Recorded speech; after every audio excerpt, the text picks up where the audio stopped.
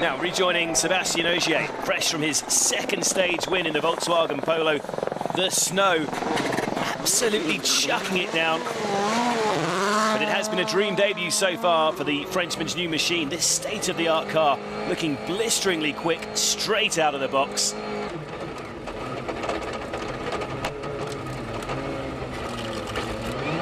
Oh, but I might have spoken too soon. A spin for Ogier. Thankfully, no harm done. Taking another look. You can see the moment about there. He loses the back of the car in the slide. Thankfully, just bumping into a snowbank. Well, at least Mads has kept it tidy with the weather really closing in on Friday morning. For others, staying on the road is proving too great a challenge, as we're about to find out on board now with local privateer Brian Buffier. 100 mètres. 100 mètres. Gauche 93, tard, coup. Ah non, ah non. Oh la... Sors. The Frenchman losing it in stage 11 despite those winter tyres. But he's fortunate to get back on the road thanks to a helping hand from nearby rally fans. You know, I went out and went off, and we were blocked a lot of times. Thanks to the spectators, they fortunately they were there, and they have helped us to continue. So. Big disappointment, but that's it. All set then for an intriguing afternoon as Paul King takes up the story.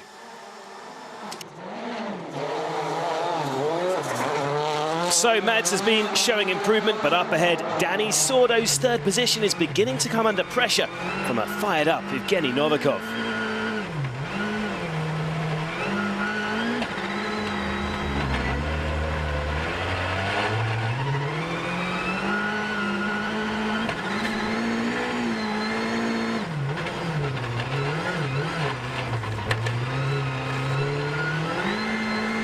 I think he's nudged the snowbank, and this is not going to help him hold on to the position.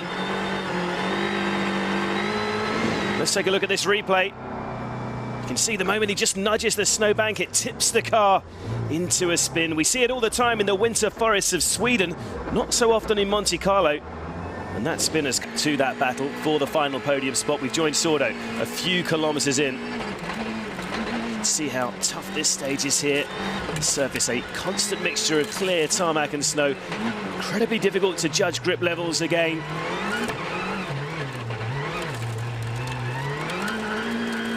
And that's another mistake by Sordo. Not quite a full spin, but he does come to a halt briefly.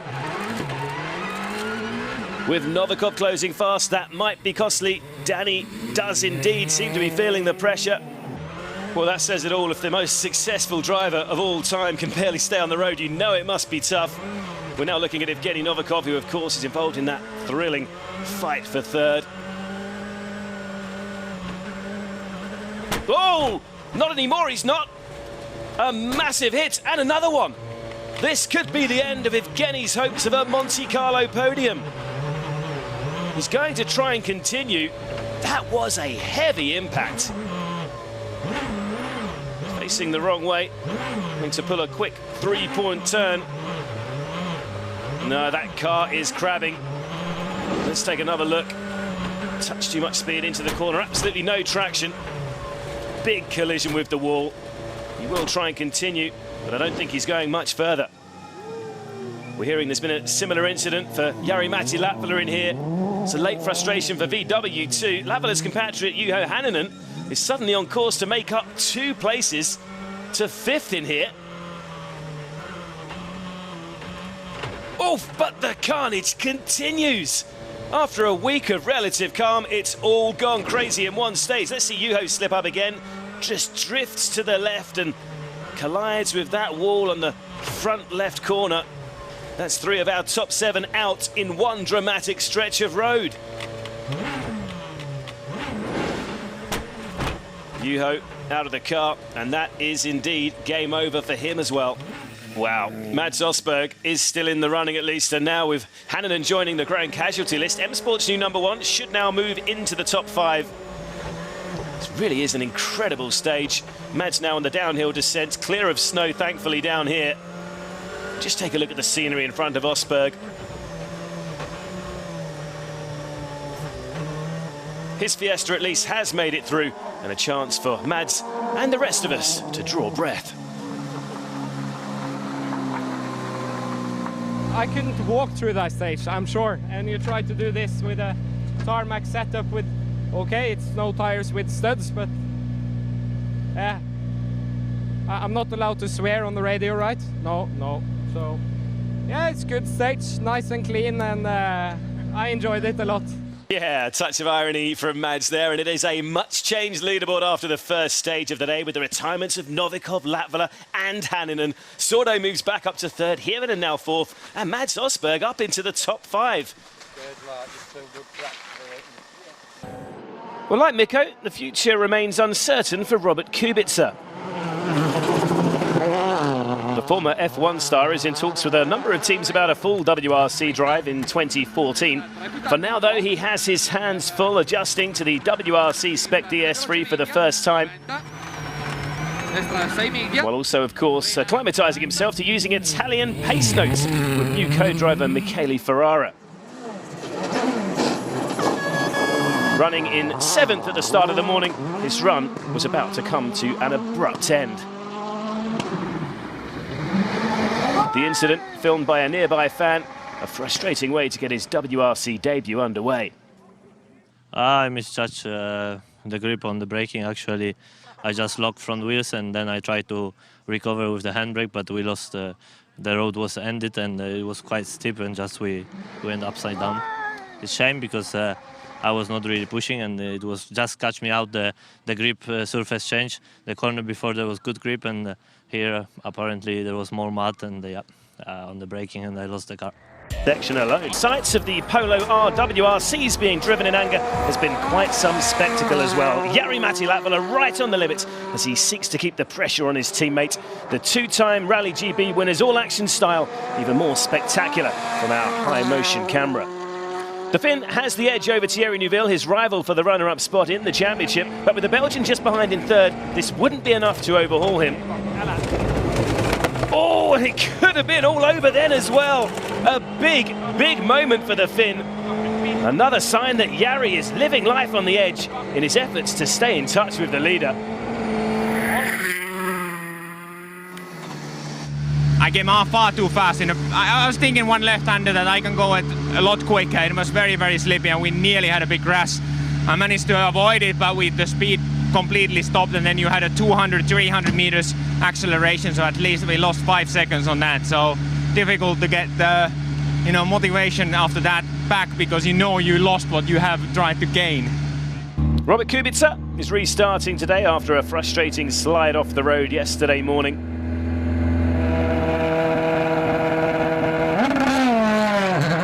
After incurring 30 minutes in time penalties, the former F1 star will not trouble the point-scoring positions.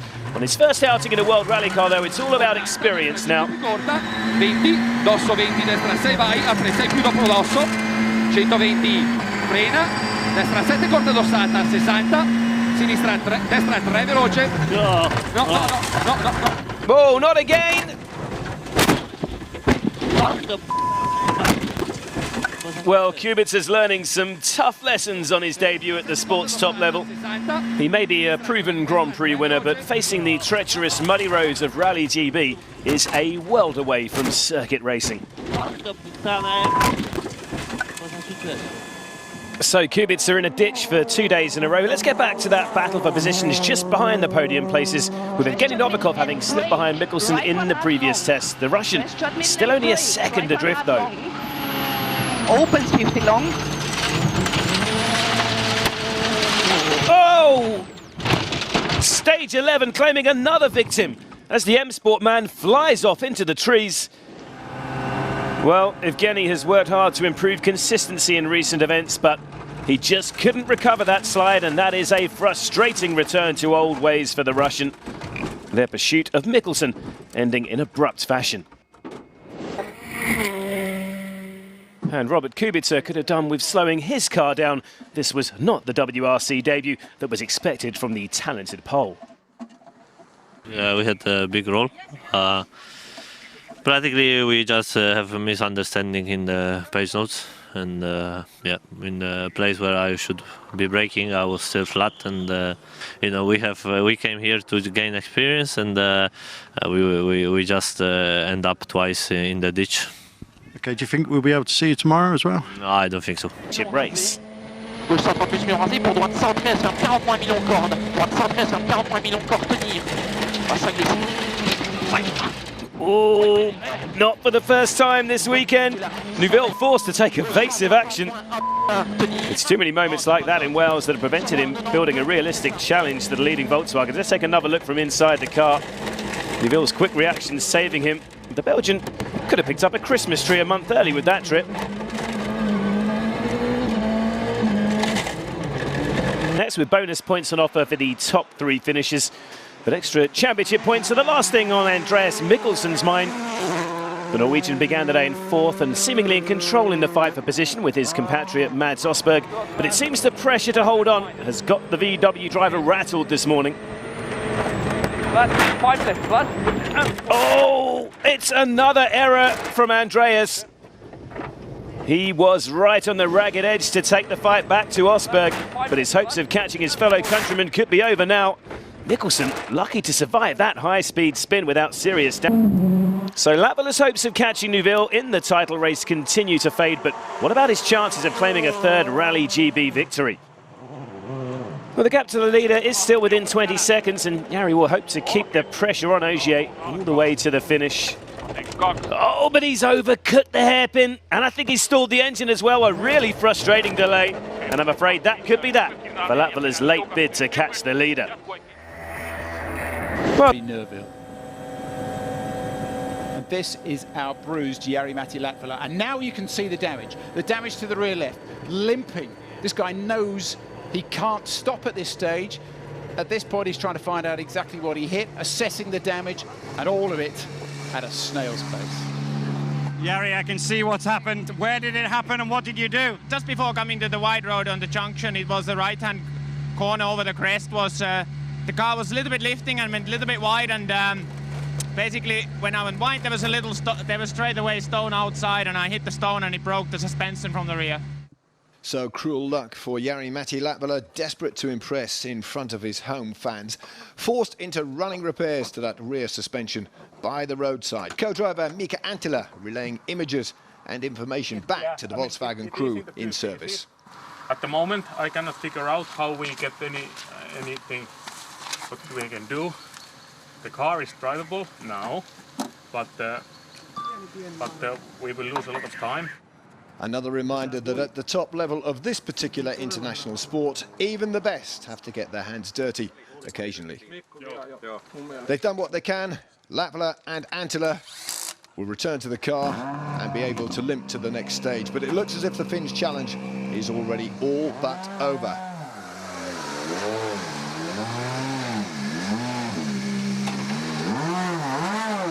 Back there in the forests.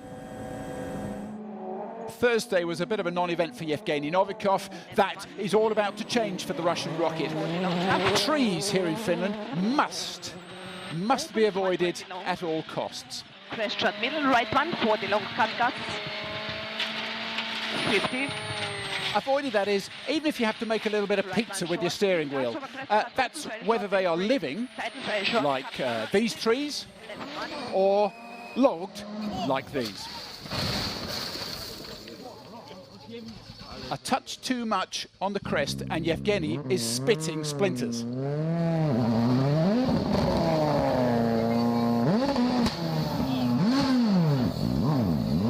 Now, about to appear in the distance behind him, we get caught up in this little bit of, what should we call it?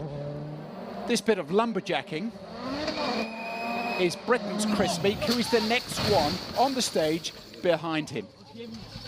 And after Novikov has sorted himself out, he discovers that Meek is flying. He was 2 minutes behind the bewildered woodcutter, but no more. Here he appears on our screen. Meek is building speed. Novikov has a smashed windscreen. Meek is in his pomp, and what he expects is for Novikov to do the right thing here and move out of the way. But he won't, and the pair are about to fall out in a very big way. He won't get out of the way there. 250. Keep right for long 6 left. And he won't get out of the way there. So co-driver Chris Patterson has an idea. Hit him a nudge, hit him a nudge. Into flat 6 right. In over crest, okay. And 6 left through dip. Keep in at right height. 5 right plus. 8. Chris Meek has had enough. 450. Calm down, Chris. Now look. Now look. And sticks himself in that ditch. I don't know where we are. 5 left. Right.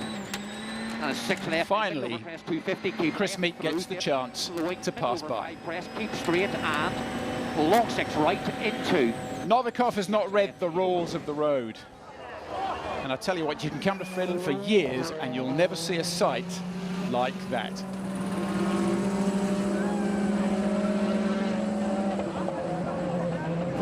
Chris Meek leaks a lot of time. He drops to 7th place and he feels like reading the riot act to the Russian.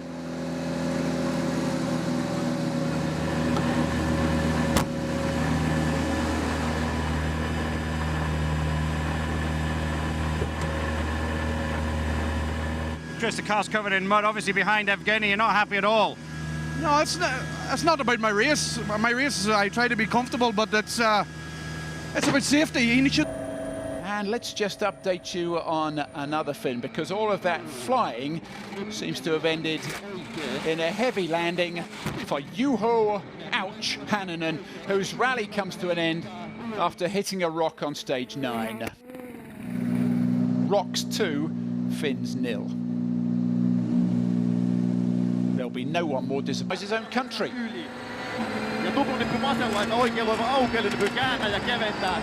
Watch what happens.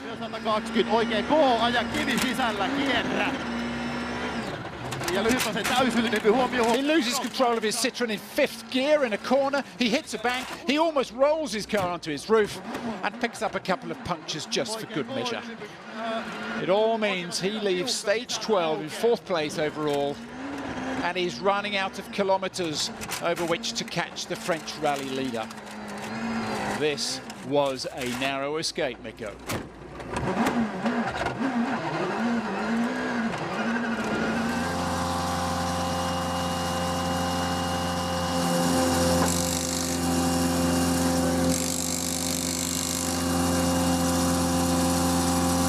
Mikko, what happened? We had a massive spin. I was sure it's gonna roll, but somehow from 5th gear corner we started to spin, hit the front, and in the air we did 360 and into the leading positions, but he's under orders from VW to finish this event. Line 5 right, last couple of. So, if he's been told that for his benefit he has to get to the end of this event, I wonder what they're going to make of what happened just there. Line 6 left minus over Chris. We have lost the wheel. Yeah. Line 6 left. And how his car's going to look when he gets to the end of this stage. Andres, huge disappointment towards the end of the second day. I mean, that's not going anywhere now. What happened? I have no clue. It's straight out of the blue. We felt some vibration, and then suddenly I lost the wheel at 2 kilometers before the end. And since we just kept on going since we were almost through the fin. And there's a thin line between love and hate. And on this bone-crunching second battle with this legendary country lane, Chris Meek finds that line and crashes through it. Continues, opens for 100, big stop, keep you for bump into 2 left. Earlier he said this stage had given him the best quarter hour of his life so far. What happened there will stay with him for the rest of his life.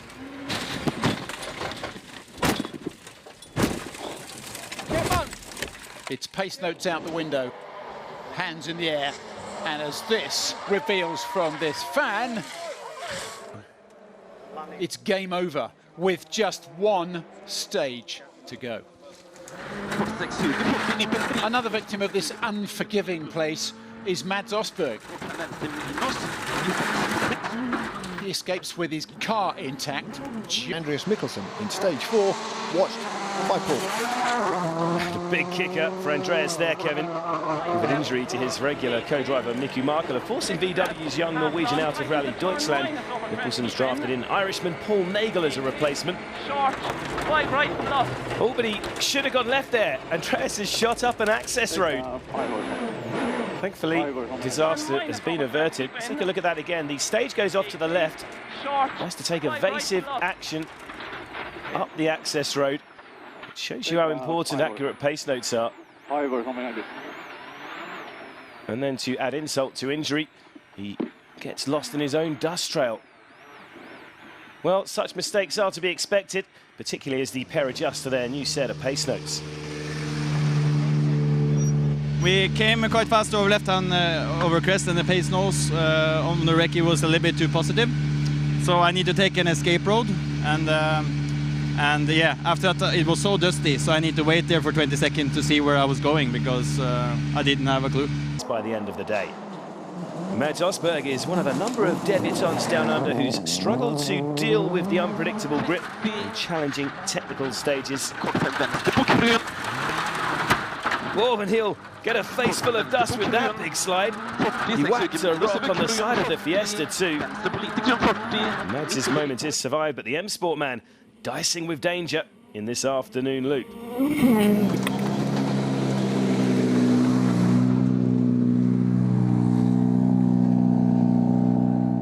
We were lucky. It was big rock, and it had big effect on the car when I hit it. The door opened, we almost went off the road into the tree, so very lucky. I don't know what a stone like this is doing in the middle of the road, but well, yeah, it's a good thing I hit it sideways. If I hit it with the front, that would be it. Deep in 460, into left over crest 60, early 6 right over crest, okay, 100, slowing over crest 80. Accident's an accident, and same result, unfortunately. Frustration and disappointment for Chris Meek. His 4th place now taken by Jari-Matti Latvala. And that's bad news for Citroën. Their grasp on the manufacturer's title is weakened. Let's hear what the boss has to say about it all. First of all, Yves, the important thing is that Chris and his co-driver are unhurt. Yes, they are okay. They rolled, it seems, several times, but the car, I saw some pictures, it's not so damaged. But for sure it's finished for today. What is the situation for Chris Meek and Citroën now?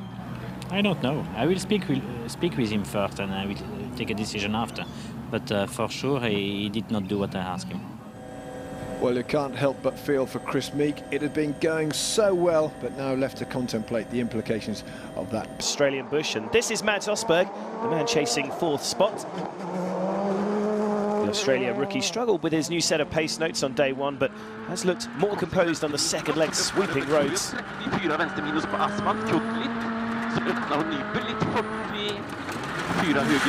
I may have spoken too soon.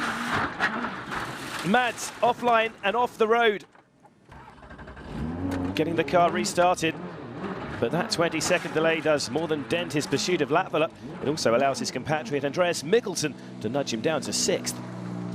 Yeah, we went wide in one corner, and just going onto tarmac, there was a lot of gravel on the tarmac, and it was a lot more slippery than I thought. And I just went wide into the ditch, and we hit something, spun around, and it was yeah, quite interesting. Not good at all.